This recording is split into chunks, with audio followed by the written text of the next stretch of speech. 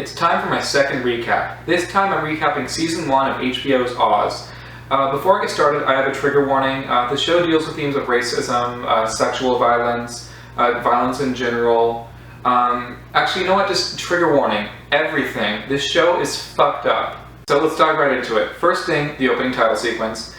Basically, it goes on for about 15 minutes, and it's super homoerotic, but I usually just skip it. The show takes place in Oswald Correctional Penitentiary, or whatever. They never say what state the prison is in, but considering how much fucked up shit happens, my guess is that it's somewhere near Philadelphia. First scene, we're on a chain gang, and this Mexican kid named Alvarez just gets stabbed for no reason. The show is narrated by one of the inmates, Augustus Hill, who is like a paraplegic, former thug, and his narration segments are super weird because it's like, it'll cut to him randomly, and he's in like a rotating glass box, and he's talking about the themes of the episode like some kind of fucking paraplegic Mr. Rogers. Let's run through the main characters. We have Alvarez, who we just saw get stabbed. We have Hill, who we just saw appear in a rotating glass box. We have Tobias Beecher, who is a new inmate who ran over a little girl, and basically the entire show is just his life getting worse and worse. The warden, Leo Gwynn, who was played by the sexy black guy from Ghostbusters. Now all these inmates are part of a cell block called Emerald City, which is like an experimental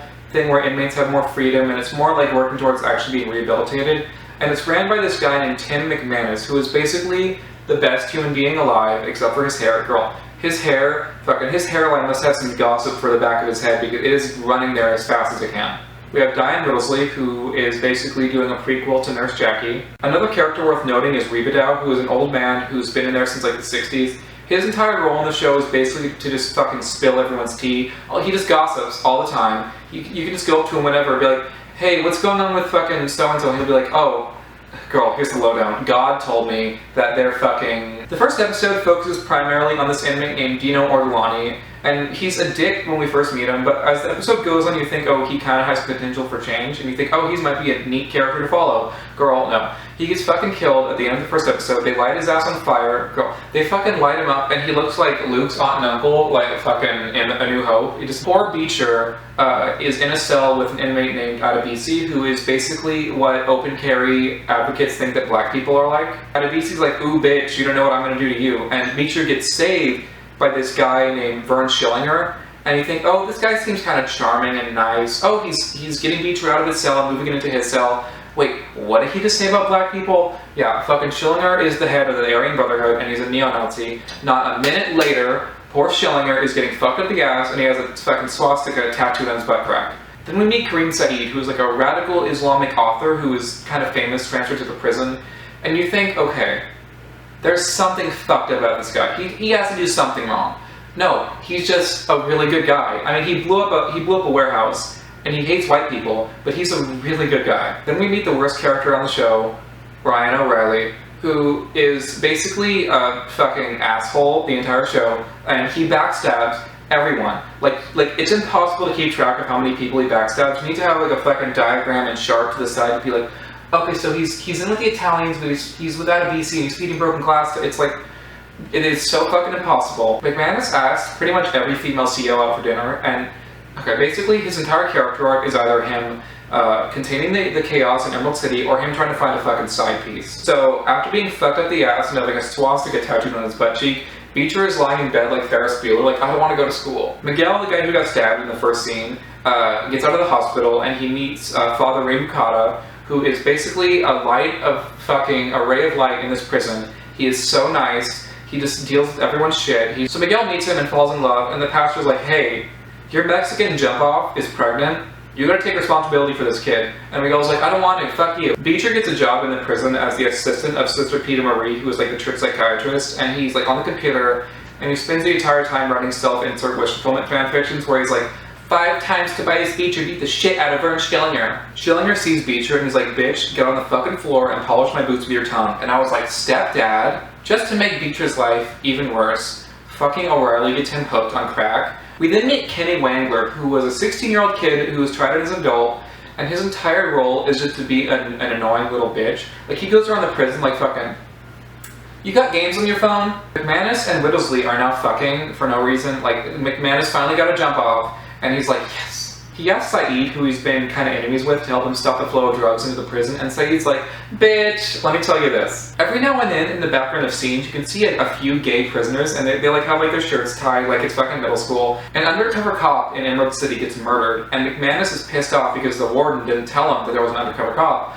And the most important part of the scene is that McManus is wearing a baseball hat because his hairline is all the way down his fucking shoulder blades at this point. Scott Ross, who is an Aryan biker, transfers into the prison, and he has a past with Whittlesley because he knew Whittlesey's ex. So he like starts blackmailing her to like break cigarettes into the prison because he's like, girl, I know you get paid minimum wage, you don't got no benefits, I will pay you, just bring cigarettes into the prison, and she does it. Schillinger makes the crack-addicted Beecher do a drag show in the prison's variety show. Like, he walks out in like stockings and heels and like a little number, and he sings I Got It Bad, and the gays in the prison are eating up. They're like, fucking, yes, queen, you better work, honey. As punishment for getting high to do the drag show, Schillinger makes Beecher wear a shirt with the fucking Confederate flag on it because he knows if a black guy sees him in this shirt, he's fucked. So Beecher is like so over it at this point. He goes to Ryan O'Reilly, gets fucking high on crack, and he's like, fuck this, time to turn it. So he gets a chair and fucking throws it at the glass wall of Schillinger's cell, sends a shard of glass into his eye, and he's like,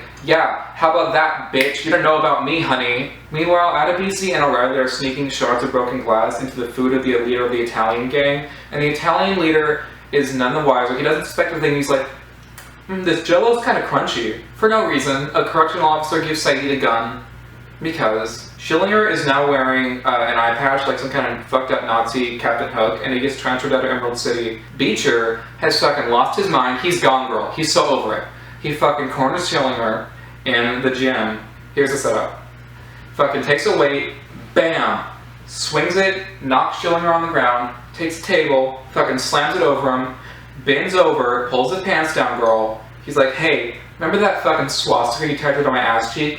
Then he shits on Schillinger's face, and the Italians and the Mexicans and the Irish and the black people, they all see that, and they're like, fucking, yes, bitch! And Schillinger has to sit there and take it because he can't get in a fight with Beecher anymore because he has parole coming up, and he wants to get out of the prison so he can go take care of his two fucked up little Nazi kids. So he's like, I gotta take it. I gotta let this fucking guy just shit all over me, and I can't do anything about it. Then a riot starts, and people start fucking everything up, except for the Muslims. All 5 of them come running out like the team of fucking black Power Rangers. Saeed has his gun that he was given for some reason, holds it up, fires it, and he's like, we gotta take care of some business, bitch. During all this chaos, Beecher thinks he's at fucking Disneyland. He's just spinning around, fucking swinging like broomsticks and spraying fuckers with the fire hydrant. He's so out of it. He's like, fuck, you know what'd be awesome?